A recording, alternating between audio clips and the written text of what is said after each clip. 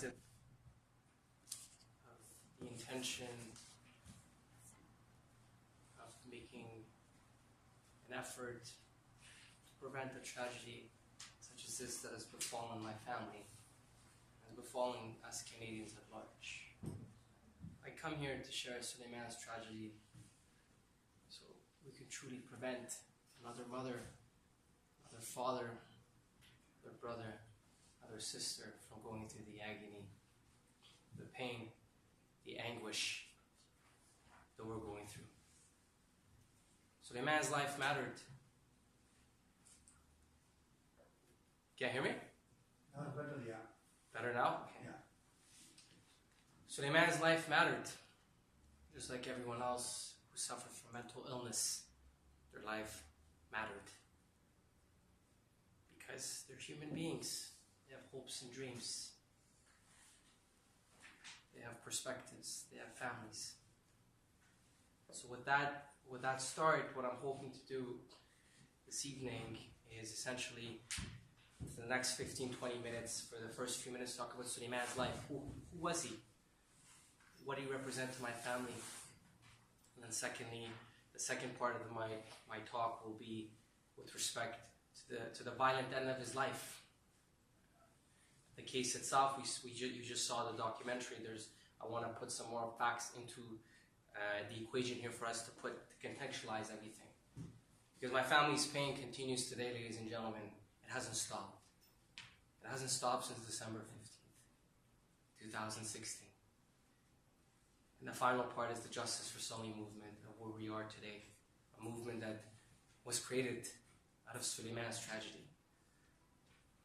And before I say anything else, I just want to, a huge shout out to Sister Mona Rahman for continuing this conversation with you. This event, has been in the works for some time, and Dr. Adnan Saeed, and here at Queen's University, it's an honor to be in front of you. So a sincere thanks to you for sharing in a national conversation. Mental illness, ladies and gentlemen, does not discriminate on ethnicity, on linguistic lines, on gender. It touches all of us. This is a national conversation, and we need to put an end to the list of graves continuing. Because the agony and pain families are going through, that hasn't stopped.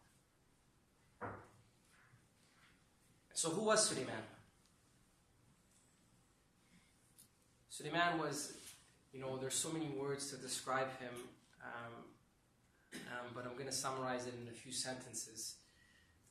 Growing up in high school, we are from an area called Ajax, Ontario, which is about 30 minutes east of Toronto, and his life's trajectory looked quite promising. He was a straight A student in high school, and he also was a star athlete on his rugby team and football team. And his life's trajectory looked quite promising in that respect. He ended up getting enrolled in University of Waterloo's environmental engineering program. For everybody who knows, engineering in Waterloo is the equivalent of commerce here at Queen's, in terms of the competitiveness. He was a very talented man. And, often as a side joke, him being the young, he was the second of 5 kids. I was the oldest.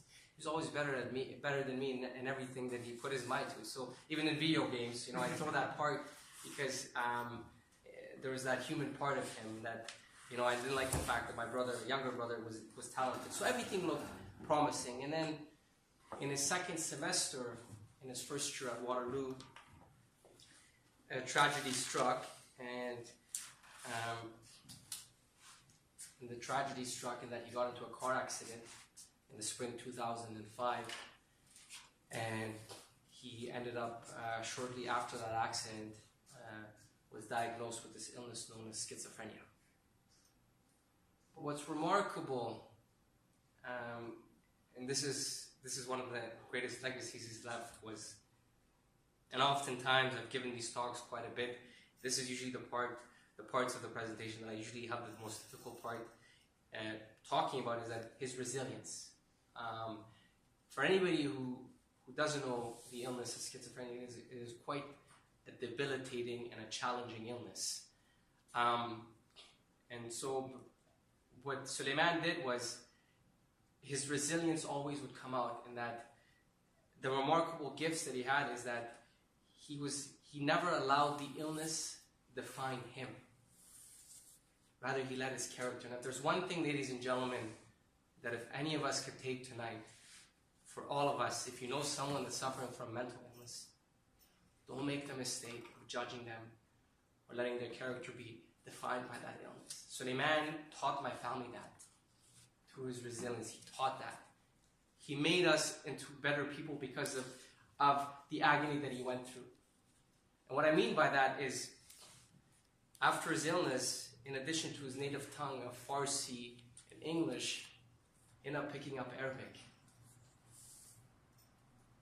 And although he didn't finish his studies, if anybody who knows the Arabic language, it is known as one of the most difficult languages in the world. And for people who's from the Muslim community, for us to read our scripture, we usually are encouraged to learn Arabic to read the Quran, our holy book. What he was able to do was, he was able to pick up Arabic, read and write it, and he actually ended up teaching my mom how to read the Quran. He was her teacher. That was his legacy to my mother. So imagine, ladies and gentlemen, with this immense difficulty that he had in his life, he was able to rise to the occasion. He taught us how to be better people. He taught us the power of strength and resilience. He taught my youngest brother, who was a mentor, about life. He actually practically raised him when my mom was not well. And to my other brother, my other younger brother, he actually taught him how to drive. And to me personally, he taught me how to pray when I was coming closer to my faith. That's his legacy.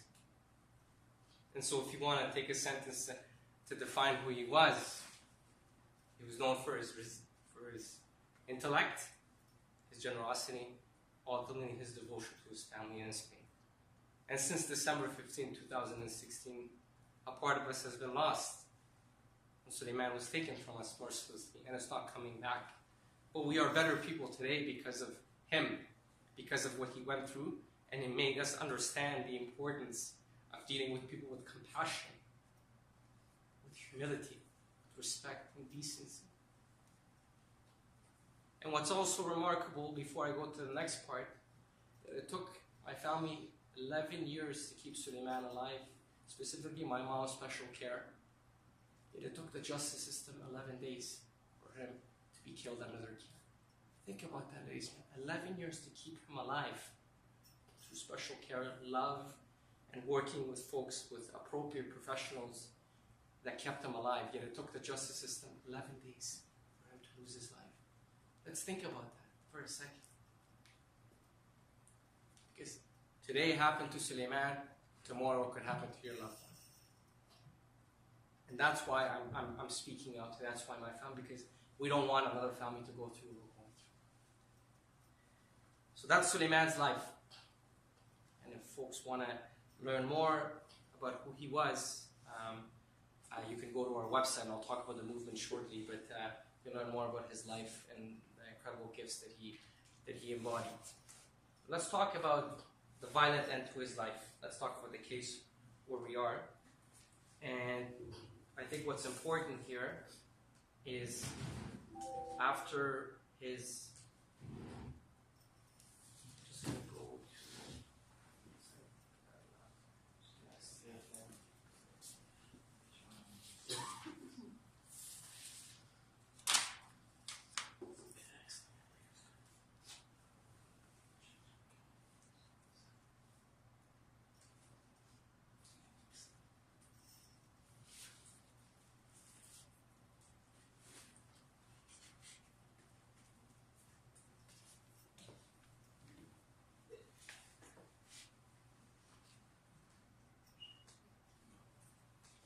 do there.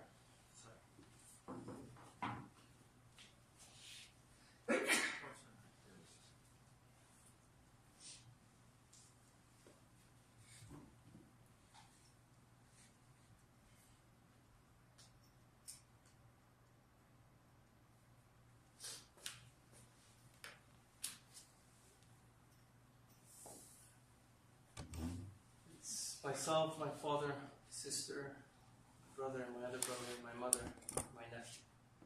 One of the last pictures of Soleiman. Like that. So let's talk about the violent end to his life. Let's talk about the case. December 4th, 2016, he's temporarily taken into custody at the Central East Correctional Centre, Lindsay, Ontario, which I believe is about an hour and a half from here. The more appropriate term that we should use is the Lindsay Super Jail. He left us as a healthy man. He was given to us in a body bag, literally. The day he was left on December 14, 2016, we're never able to see him again.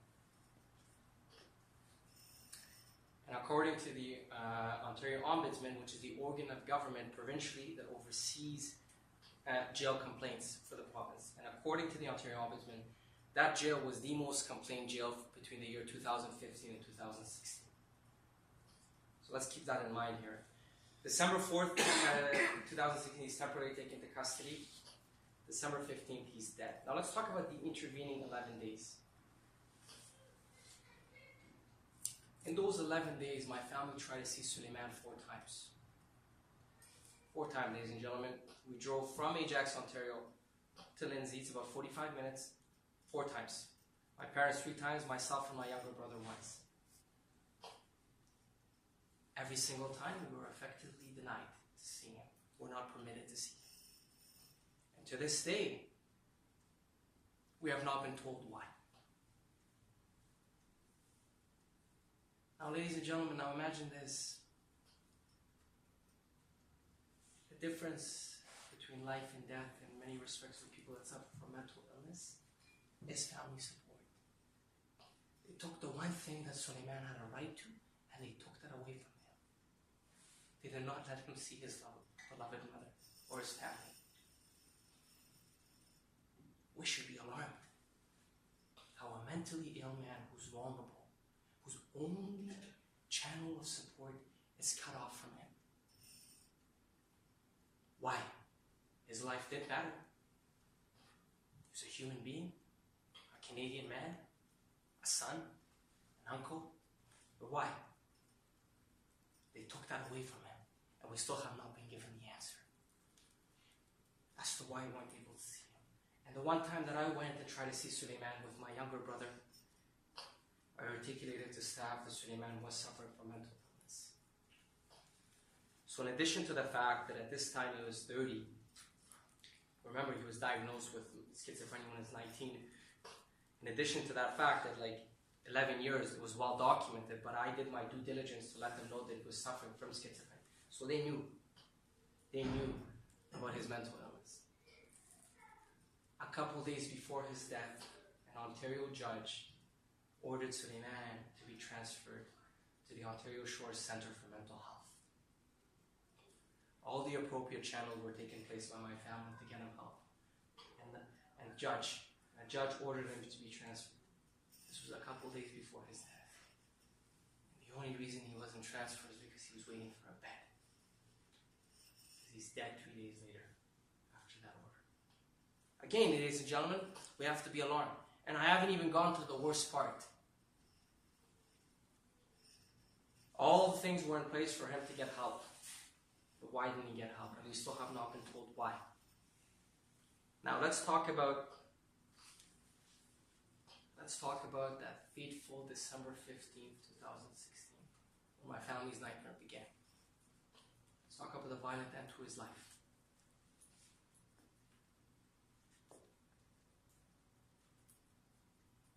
I remember that day quite vividly.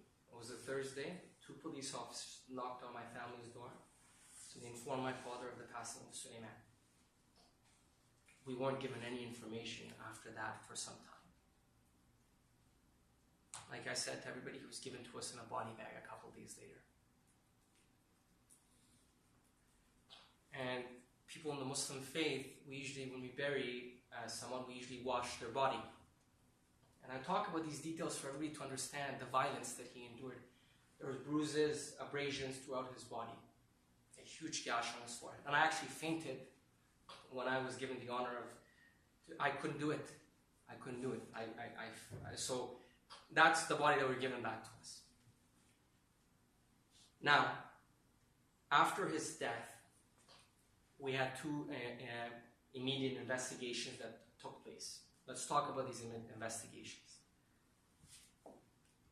The first investigation that I'll talk about is the investigation by the Ontario Court. This is the medical professionals that look into the medical part of the investigation. So they took, it was about 8 months, and they had a very comprehensive report. And in that report, in that coroner's report, Soleiman had 50 bruises on his body. A significant number of these bruises were blunt impact trauma. At the time of his death, both his legs and his hands were tied. He was pepper sprayed twice, and he was in segregation the whole time, and he had a spit out. Those are the last few minutes of Soleiman's life. His final end to his life. And everything I just articulated, ladies and gentlemen, you can find it in the coroner's report. This is not an opinion. Again, legs, hands tied, pepper sprayed twice, 50 bruises, blunt impact trauma, and all 50 bruises, none were related to life-saving attempts, and none were self-inflicted. Every single of those bruises were inflicted by the guards. That came out of the coroner's report. What possesses any human being to apply force to a mentally ill man who needs help? We as Canadians have to be alarmed. And we have to be disturbed. Now, let's talk about the police investigation. The local police, the Court Lakes Police Service, opened their investigation against the guards, criminal investigation. Local police investigating the local jail. They took a year long, took almost a year long, it was 11 months. And they sent an email to our lawyer, Nadal Hassan, through an email saying there are no grounds for charges. There are no grounds for charges. Now let's pause here, ladies and gentlemen, and reflect. What does that effectively mean?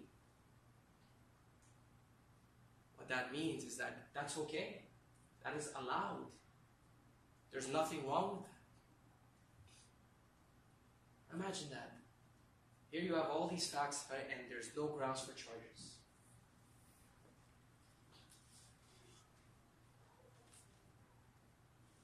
So we got that information. My family were devastated, astonished, shocked. How is there no grounds for charges?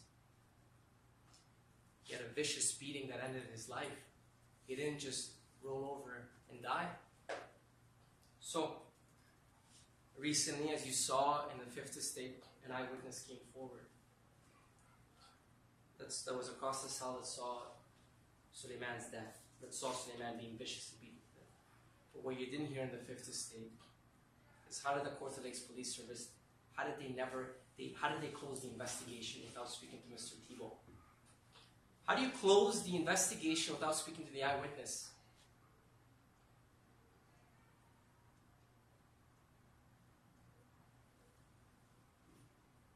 And so thankfully, the Office of the Ontario Chief Coroner alerted the Ontario Provincial Police to do a new investigation, which is now in progress, where we are today.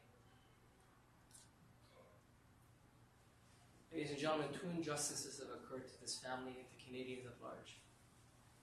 One, the violent end of Soleiman's life, and two, the way my family's been treated, the way a Canadian family is treated. And so thankfully, this new investigation has started, and it's an important step, and we're thankful to the Office of the Chief Coroner for alerting the OPP and starting this investigation, and we're thankful in terms of this happening now. But make no mistake, ladies and gentlemen, we want accountability and transparency into Soleiman's death. That is our right. That is what we deserve. That's what Soleiman deserved. And that's what everybody in this country deserves.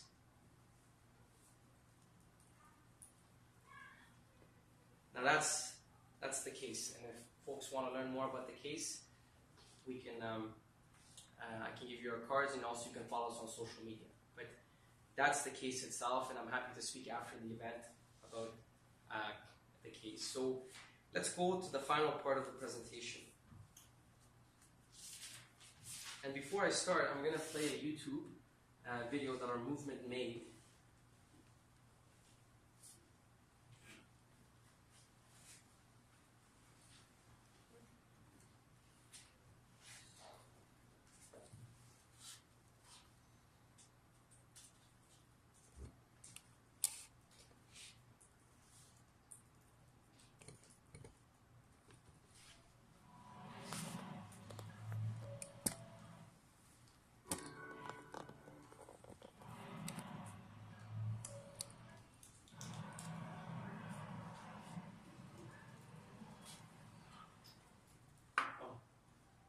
December 15, 2016, 30-year-old Soleiman Faqiri was killed while being temporarily held at the Central East Correctional Center in Lindsay, Ontario.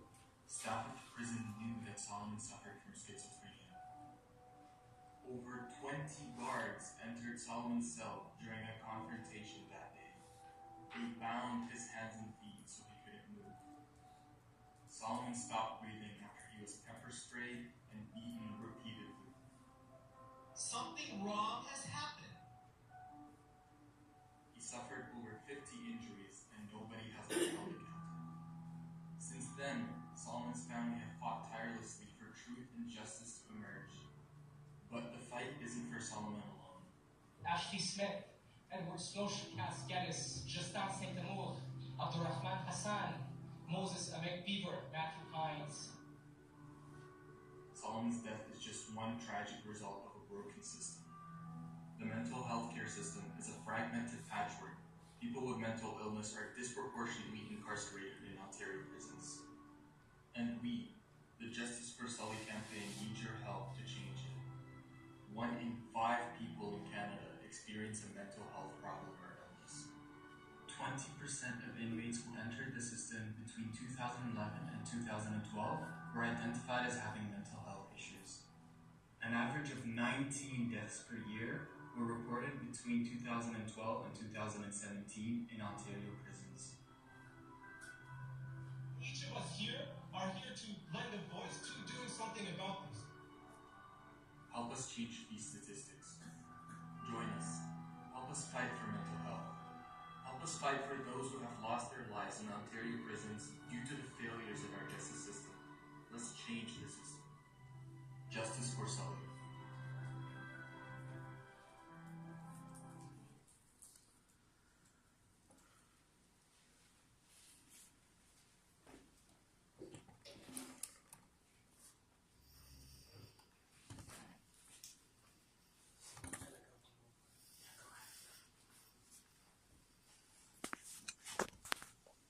So, ladies and gentlemen, if I get everybody just quickly to take out your phones.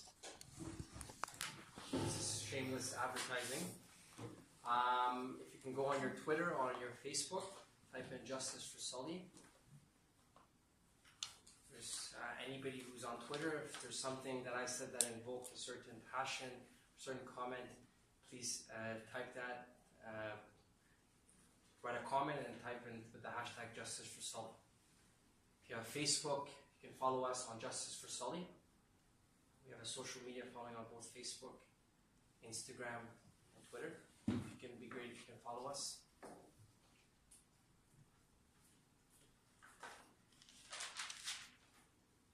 So just quickly talk about, and the video that you just saw was the video that the movement made at the marked the 2-year anniversary of Soleiman's death. So what is the Justice for Soli movement? Ladies and gentlemen, at the time of Soleiman's death, when we were informed of his life, the end of his life, my mom and my family as a whole made a very difficult decision. And that decision was we need to speak out. And we need to speak out so this can be effectively prevented. So what we did, myself and a couple of friends started the Justice for Soli movement. And that's where the movement started. And the mandate of the movement is twofold. The immediate mandate, the first one is we want accountability on the guards who killed Soleiman for criminal charges to be pressed. the guards who killed Soleiman for criminal charges to be pressed. The second mandate related to the first is to achieve accountability for Soleiman will save another family from losing their loved one who's suffering from mental illness in the incarceration system.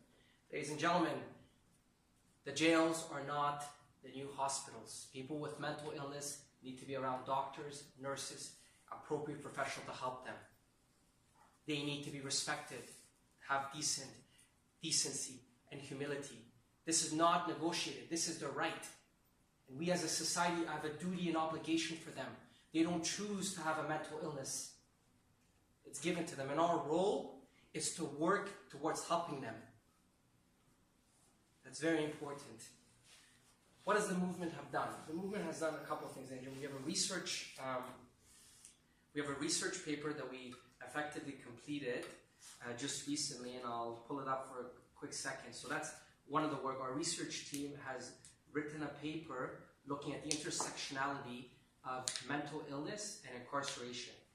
And we've looked at, so this is the paper, so if anybody's interested, you can read the paper. And then there's a much larger paper coming out in June that the research team has done.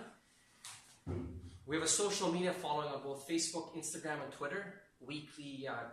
Daily comments. So that's some of the work that we've done. We have a rally being held this Saturday in downtown Toronto, where other families that have lost their loved one that will be speaking, that have lost their last one in the incarceration system, will be speaking this week in Toronto, this Saturday.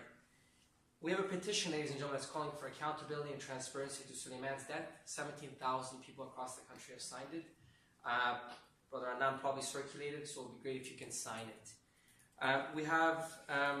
We did a university and community tour last year that spoke in different universities. It's an honor to being here at Queen's. It's my first talk. It's a pleasure to being in front of you. Last year we gave talks, some of them included at Western and also in front of the Ontario Human Rights Commissioner. Right now we are literally in the middle of our national tour, the Justice for Soleiman national tour, where we launched 2 weeks ago and started at a month ago actually, in Montreal, Vancouver, Victoria, Halifax, Hamilton, London, Waterloo, and then today here in Kingston, Ontario. Because at the end of the day, ladies and gentlemen, Canadians get it. Governments need to get it. Canadians get this important. Everywhere I've gone across the country, the question I've always been asked is, what country did this happen to? This happened here in our own backyard in Canada. And this will happen to another family if we do not start speaking out.